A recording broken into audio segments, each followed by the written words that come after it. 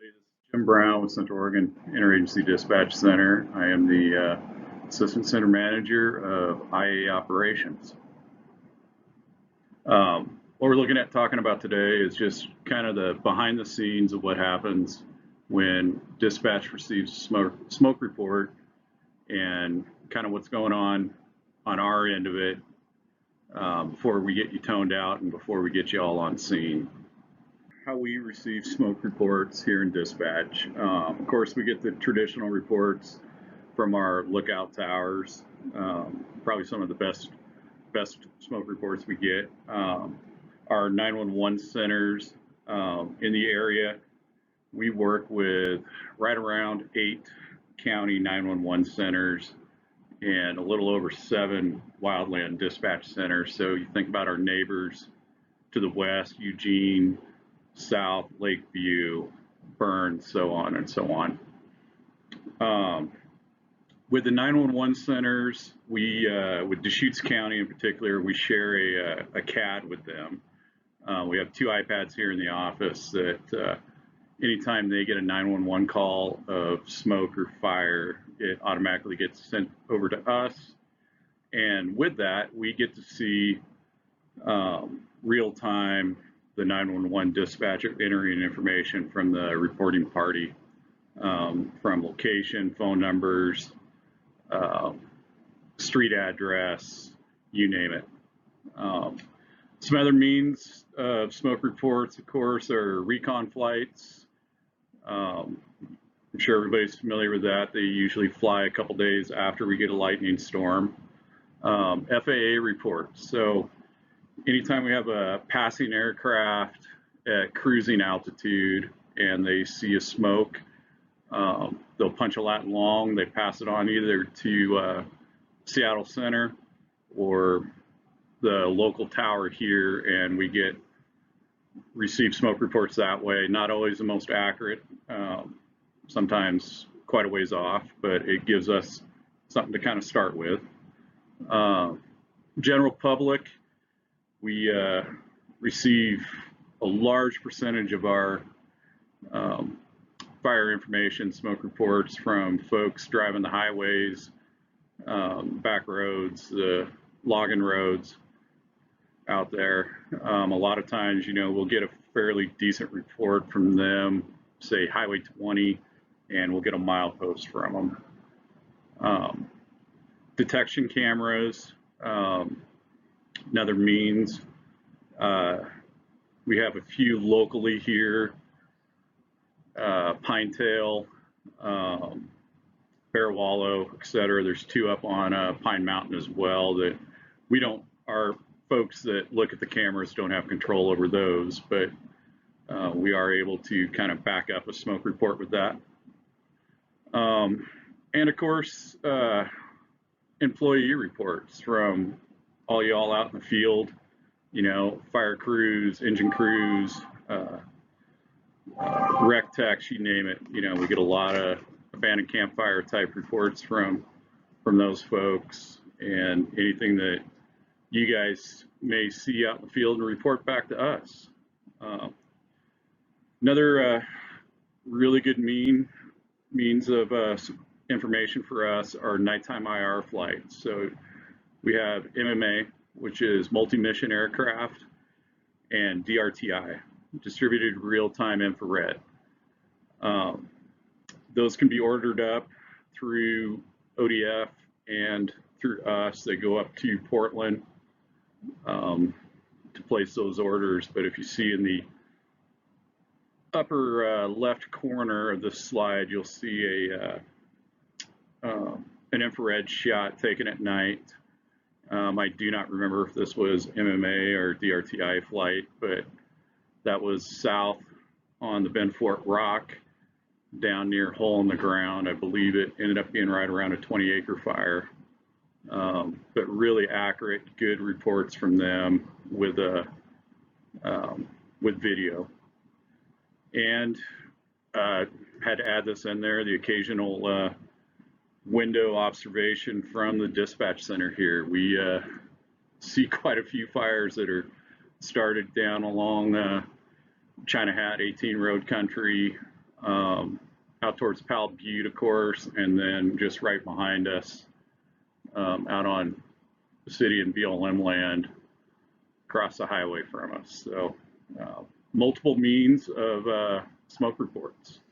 And, some of these do take a little bit of time to narrow down, and I'll go over that a little bit in the next slide.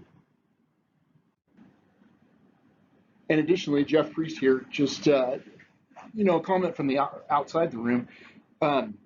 Where your smoke report comes from can be very useful information. And sometimes we get that, a lot of the time we get that, and sometimes we don't. If you're having any trouble finding your smoke, don't hesitate to say, hey, where did this report come from? Because then you can contact that lookout tower. Or if it's a public report, you can go, okay, maybe I need to take a minute, make a phone call. We can talk about the specifics of how exactly this report was described, because you may know a piece of the ground out there that, whoever took that report didn't. And that may recraft the actual location. That's happened to me several times over the years. So I guess to wrap up, if you don't get the information of where you got it from, don't hesitate to ask for that. It might be really handy. Yeah, exactly. Don't hesitate to call the dispatch center, and we can pass that information on. If it's a public report, we can pass that phone number on to you or the duty officer, whoever needs to make or wants to make contact, and you can gain further information from that, and of course making contact with your lookouts as well. For us, once we get that smoke report location, one of the first things we do is map that incident out in Wildcat. Other forms we use would be EGP and Terra. OnX over the last couple of years has been extremely helpful for me, kind of narrowing down some of those locations. As you know, some of those reports come to us pretty vague. For example, this would be kind of a typical Deschutes County report for us. RP reporting person sees the smoke. They're sitting at pick a spot in town, Costco parking lot, looking to the west, and we'll get the report as, hey, we're in Bend. We're seeing smoke between Bend and the Three Sisters. So that's a pretty wide area. So we do take the time to try to narrow that down the best we can, so we're not just sending folks out on a wild goose chase. And we need to be able to map it as closely as possible in Wildcat as well too, because that's where we're going to create that incident from. So we kind of have a standing rule of from smoke report to tone out 2 minutes. We really try hard to follow that, but at times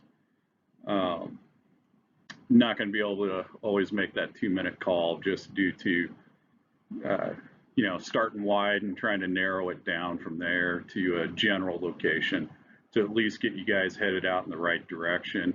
And then of course, as we receive further information, we'll pass that on and help you all kind of narrow that down even more. 911 calls generally come to us with a fairly good location, milepost along a highway, or physical street address, cross streets.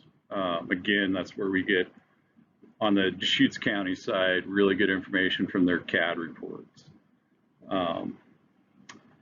So what we do with that information, of course, is we get it mapped out, like I said, again, in Wildcat on the map board behind the desks, and then we look for closest resources to respond to that.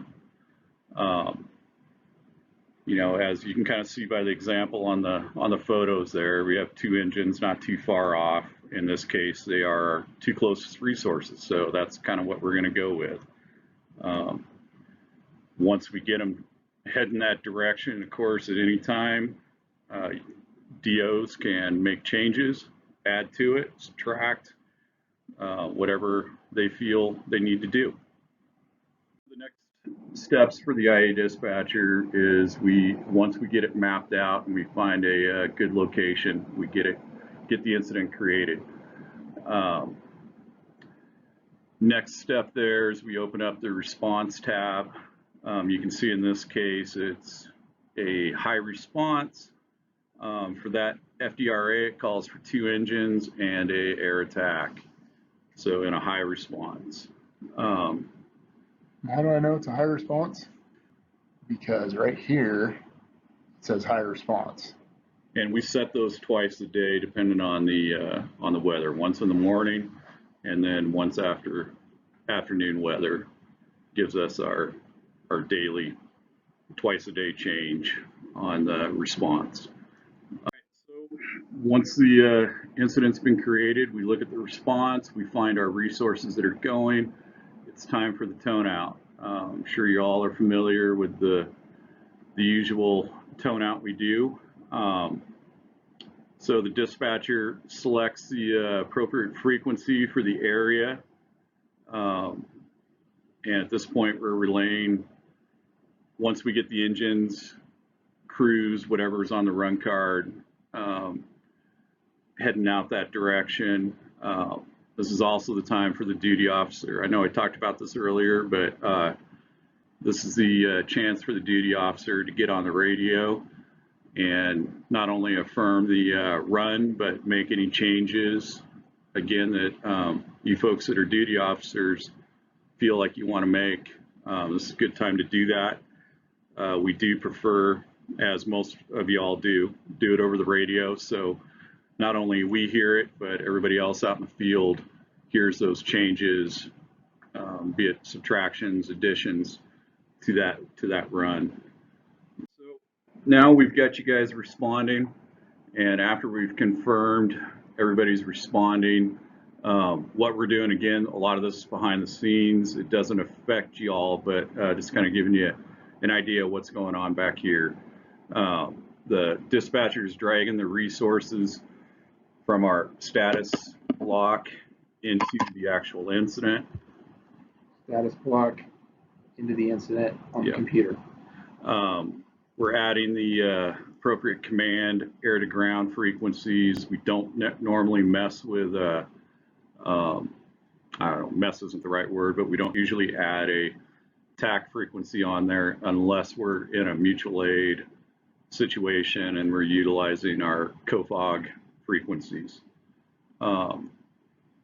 You know, and at this time we're also updating our log entries. We are relaying any information that we may have gleaned either from the lookout towers, or maybe somebody already on scene, or whatever the information may be. We're trying to at this time pass that information on to the responding units and duty officers.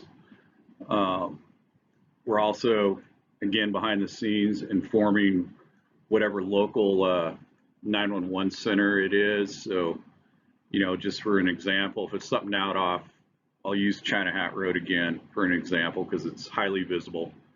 We're going to let Deschutes County know, hey, we've got a new start, 1801 Road, and just letting you know in case you guys start getting calls, so everybody's informed at that point. And at this point, so also if requested, either by incoming resources, IC on the ground, or the duty officer, this time that the second alarm can be pulled too. You don't have to be on scene to pull that second alarm. If you go around a corner and what you thought initially was a small white column, and you come up out of the draw and you see a large black column starting to pick up, you know, good time to pull that second alarm if it's only, let's say, 2 engines initially responding. So this is a good time to do that. So now you're on scene. Resources arrive on scene and establish command. what we're doing behind the scenes is replacing in WildCAD those resources showing you on scene. We're recording initial size up report from the IC. I know that we can't always get a good size up right off the bat. I know y'all need to do a 360 around the fire, see what you got before we can get that. But if we can at least get that command established by the IC as soon as possible, that kind of helps us on our end take care of a few things. And that lat long is very important for us.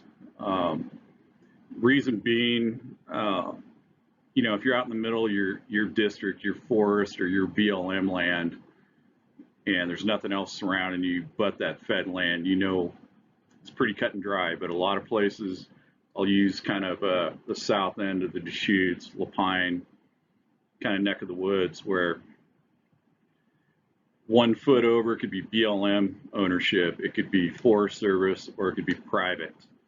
The sooner we can get that kind of narrowed down, that could help with the response or what y'all are going to get.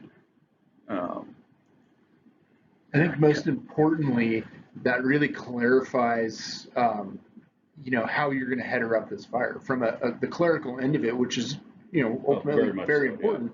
Yeah. You need to get it allotted to the appropriate protection agency. The fact of the matter is, any of the firefighters can go fight fire anywhere. That part we don't care 100%. About. But at the same time, we've still got to make sure we classify the fire into whatever, you know, piece of land ownership it is, so that we're keeping tally on that, because that part is important. And that could make the difference between us having to call the BLM and let them know, hey, we've got a fire other than lightning, new start on BLM. Send your investigator for the trespass and mitigation side of things. Mm-hmm. You know, P numbers, everything, accounting goes into that ownership. We'd also ask that when plotting, when taking your lat and long, if it could be taken as close as you can, safely, obviously, to the point of origin, that helps a lot too. We get a lot of initial lat longs that might have been taken from the road, and that just doesn't always show that ownership all that well. I guess to add on to that, correct that lat long as soon as possible. Yeah. You know, we need one to get us going, and we need a really good one before it's all done, and preferably within the first 45 minutes. You know, fairly quickly, a really good origin location. And so you'll notice on this slide, there's the incident size up card to the bottom right there. That's something I kind of put together this winter, was really thinking about our WildCAD and our new WildCAD coming. We want something that, as we're getting that size up from y'all out in the field, we can follow along with a card at the desk. And as you see by the incident card next to it, it follows that pretty well. And we're just trying to make it easier on the IA dispatcher too, especially when they're busy, to be able to keep those notes and keep that size up information accurate. We'll make sure that a copy of that size up card is linked in the description for this video. Okay. As you see by the highlighted areas on that size up card, that's what we've always kind of asked for. That we've never really put it in writing till now, but the old lightning size up, or abbreviated size up. Where we're kind of looking for that is if you're all out busy in the field and we're busy here in dispatch, that full size up, be it off the IRPG or the Northwest Organizer, whatever form you're utilizing, it takes up airway. It takes up time on the radio sometimes, especially if it's just a single tree, you know, single lightning struck pondo, a little bit of fire on the ground, can handle. As long as we can get those highlighted sections That's the minimum we need to keep going with that incident. But I'll caveat that with if we're super busy and you notice that and you're like, oh, well, I'm just going to give them the small size up, but my fire is up and going. Please, don't restrict yourself to that. Give us the full size up. Give us any information you can with that, because not only are you painting a good picture for us in dispatch, you're also painting a good picture for your duty officer and any of the overhead that may be in the office up here listening to that, and helping your duty officer possibly make some decisions on potential down the road scenarios with this incident. So, second alarm. I know you've probably heard me mention this a couple times already in this discussion, but again, second alarm can be pulled while still en route. First resource in, IC and or duty officer. Second alarm is a cumulative increase of resources. So if you look in the middle is the run card for, in this case, Monument, and it shows battalion chief or overhead, 2 engines, and air attack for that initial.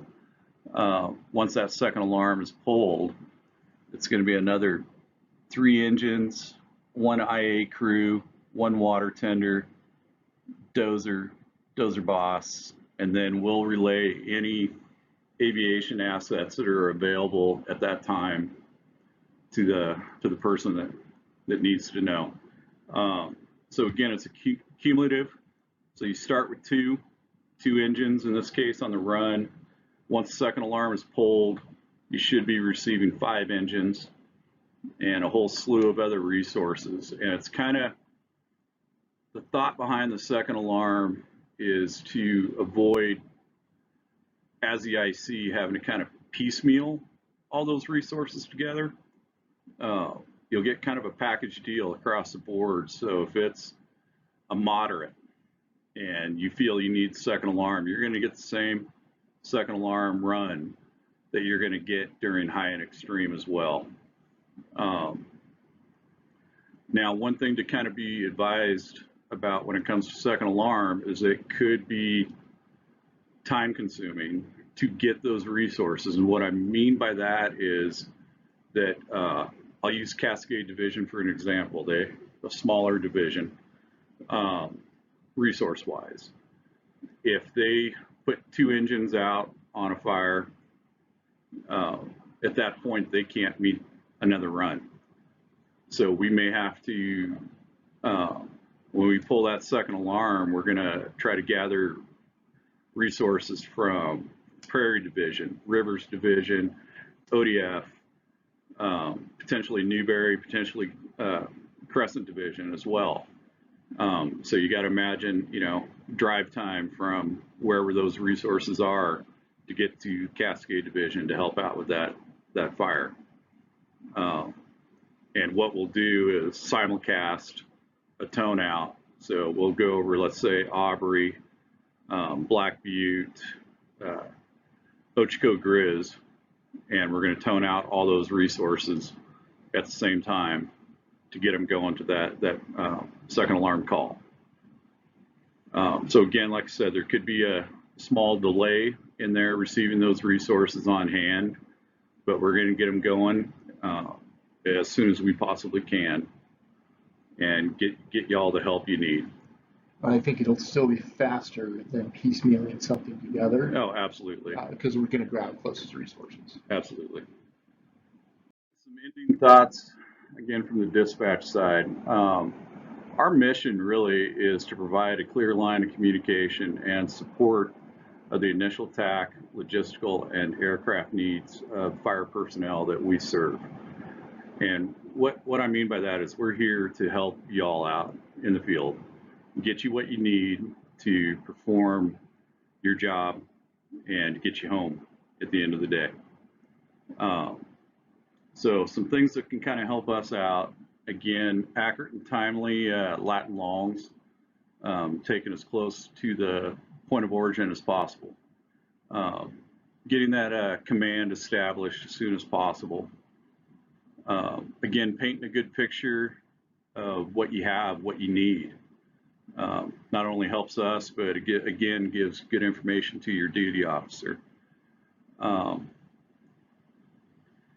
let us know as soon as you can of any additional needs, you know, below or above that second alarm. So if you need a fire investigator or staging area manager, whatever it may be, again, the sooner we can get that information, the sooner we can get those folks headed your way.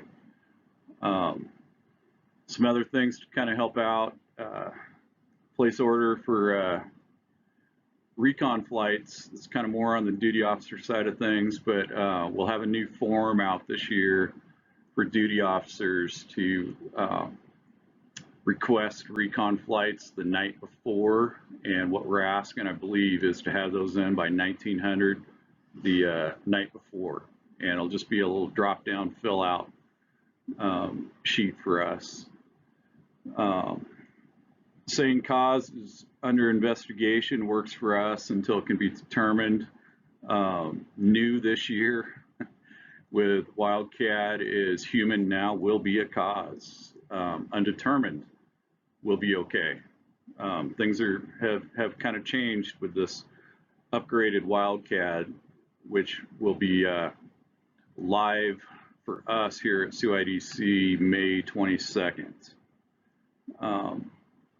Don't hesitate to call dispatch anytime if you have questions, wants, needs, questions. Please feel free to give us a call. And again, we welcome any feedback, feedback from you guys out in the field, anything we can do better. Please let us know, because again, we're here to provide a service to you guys out there fighting fire, be it logistical needs, whatever it may be. Let us know. And best access. So kind of what we're looking for here, if you guys have an incident where you're going to have logistical needs, say, you know, cases of drinking water, gatos coming your way, lunches, whatever it may be, hose order. We really need step-by-step driving directions. So if you want to use Prineville as kind of the point A spot, what we would like are step-by-step, turn-by-turn directions to where you want that delivery. It helps us out, and of course it helps smooth things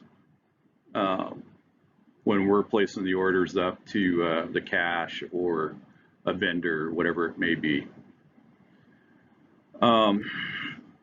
Again, some other things on here: when possible, when safe, send photos so we can pass that information on to the PIOs. They're always asking me to relay that to the folks out in the field. If you have time, please do. And then that list of questions up there are some questions we may ask you as the IC, so we can get good, valid information to report back to the PIO so they can report that out to the media for their Twitter accounts, whatever it may be. So, you know, we're looking for what your fire activity is at the time, current size, direction of spread, what's your estimated containment? You know, you guys going to have this wrapped up in 4 hours, 14 hours, whatever it may be, just so we can give the most accurate information to them to pass on to the media. And of course, your current needs. What are you looking at, you know, 8 hours, 12 hours, 24, 48 down the road? The more we can kind of front load that information, the better accuracy we're giving to the media outlets. And at this point, that's all I got. I appreciate you guys' time, and have a good, safe fire season.